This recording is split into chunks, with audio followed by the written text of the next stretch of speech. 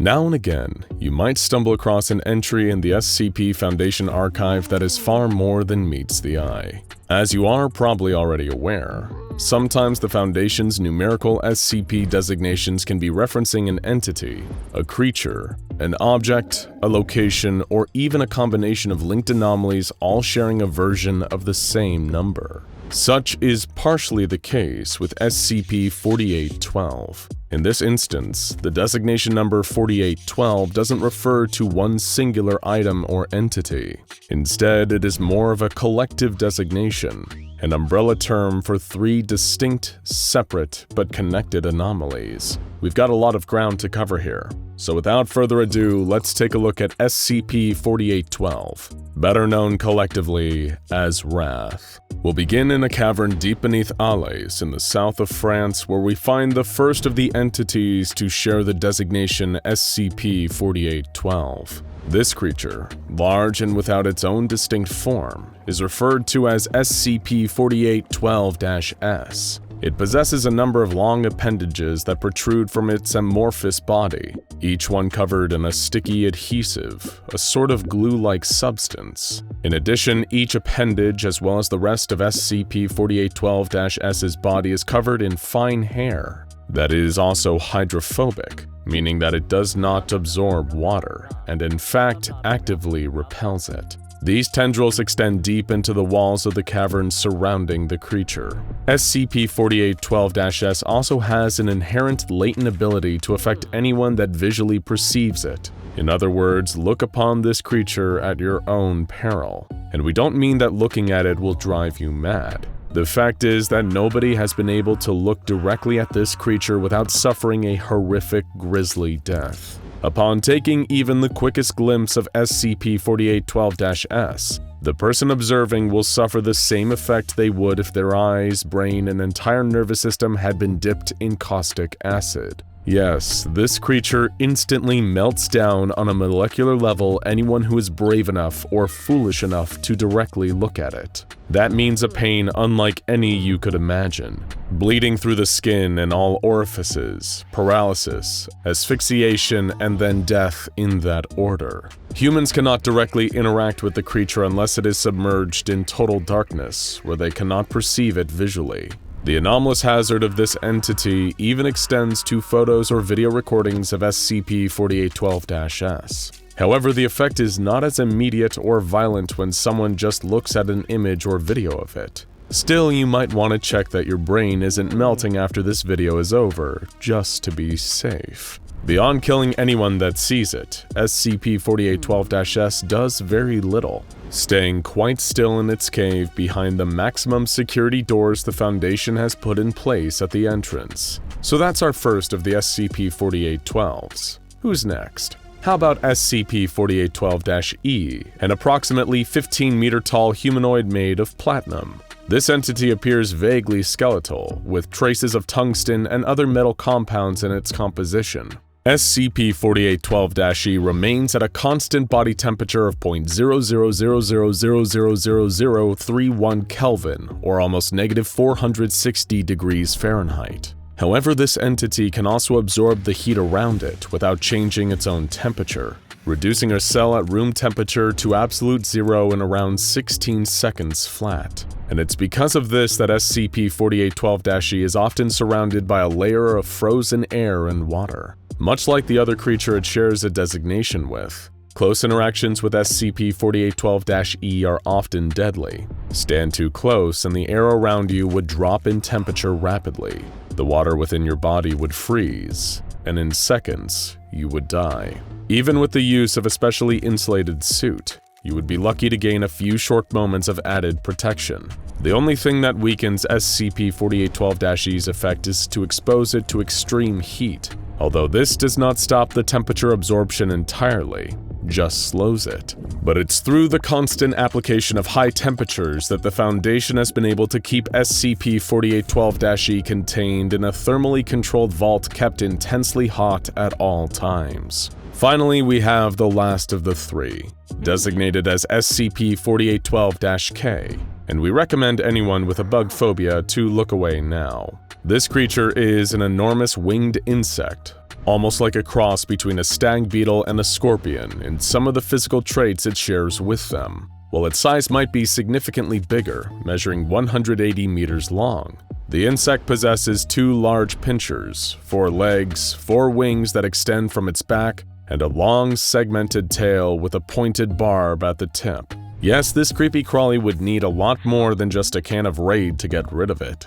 But perhaps most strangely of all is SCP-4812-K's face. Not the typical insect eyes and mouth you would expect, but the face of a human male. Much like its cavern-dwelling counterpart, SCP-4812-K tends to not do all that much when left alone. It can usually be found flying through the upper stratosphere, only really moving when it flaps its wings. You might have a hard time trying to spot it though, as its body is coated in reflected chitin. In other words, the bug's exoskeleton refracts light away from it and makes it almost invisible. While the SCP Foundation has made attempts to secure and contain this gigantic flying insect after they learned of its existence, the creature's sheer size and strength have destroyed any fighter jets or drones they have sent after it. It seems impervious to damage from conventional weapons, with anything fired at it being almost perfectly reflected and directed back towards the shooter. All the Foundation can really do is hope that nobody else spots it and keeps a close eye on SCP-4812-K through regular surveillance. Above all though, one procedure remains consistent and all of the utmost importance with every aspect of SCP-4812. Never, under any circumstances, can any of them be allowed to interact with the other 2. So what could possibly connect these 3 creatures? An amorphous entity that kills anyone who looks at it. A giant humanoid male made of platinum that alters temperature without absorbing heat. And a winged insect that is almost perfect at reflecting anything around it. They all seem to be pretty disconnected. Yet their common thread must be pretty significant for all 3 to share the title of SCP-4812. Indeed, if they had no relation to each other, they could each have their own unique number. And what is the mysterious 4th redacted entity that is also referred to as SCP-4812? The answers to this multitude of questions aren't exactly straightforward. Still, there does exist a series of anomalous documents and items that the Foundation has recovered that feature some of the necessary information.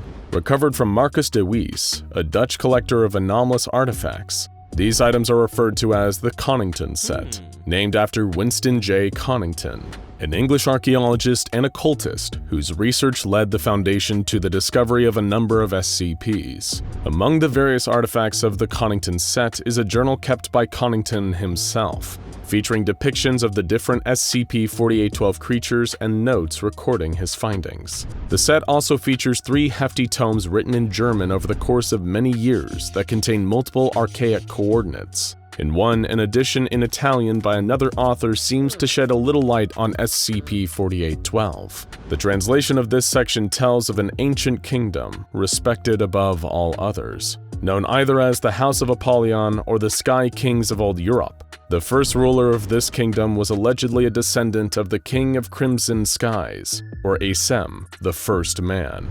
These Sky Kings ruled over what is now modern-day Europe for 100 generations, conquering all who opposed them. Among their adversaries were those faithful to the Iron God, presumably the Mechanites, the ancient machine-worshipping religion that preceded the Church of the Broken God. Eventually, however, complacency reared its ugly head, and Sky King Ceres VIII von Apollyon looked beyond the realms of men, hoping to find new land to conquer. Sarius VIII assembled his forces, the largest army ever seen, and set his sights on the lands of the Fair Folk, more commonly known as fairies nowadays. These fair folk were already engaged in conflict with their southern neighbors, the Children of the Moon, and were drastically underprepared for Saris's approaching forces. Within 2 weeks, the fairies were scattered, driven from their lands. There was, however, a sole survivor, a Fey princess, who was captured and faced the grim fate of being taken as a trophy.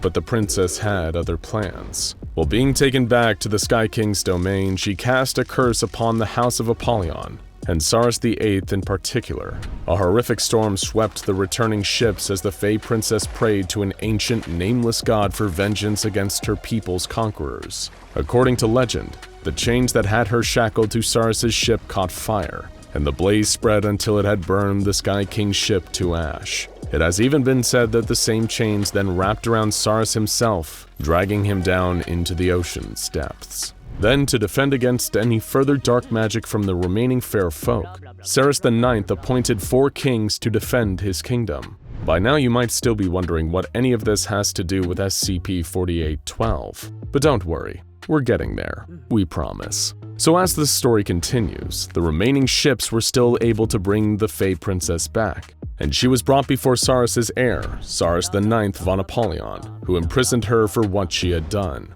The princess was sent into a sealed dungeon deep beneath the oceans. This prison is heavily implied to be the first of the SCP-4812 entities, better known to us as SCP-4812-S. However, the explanations of the heat-sink platinum humanoid and the reflective flying insect are a little harder to decipher from Winston J. Connington's journal. While most of Connington's notes are written in a cipher, a few sections have been translated. According to him, from her prison deep below the earth, the voice of the fairy princess was able to communicate with the souls of the 4 knights protecting Saris IX's kingdom. As a result, the Sky King was forced to banish them, and this brought forth what Connington referred to as the Great Profanities. Without the knights' defense, some force known as the Vinivinex, the first profanity was able to cast its cold hand over Saris' only daughter, killing her. A creature whose presence can drain the heat from a person? Sounds an awful lot like SCP-4812-E, huh?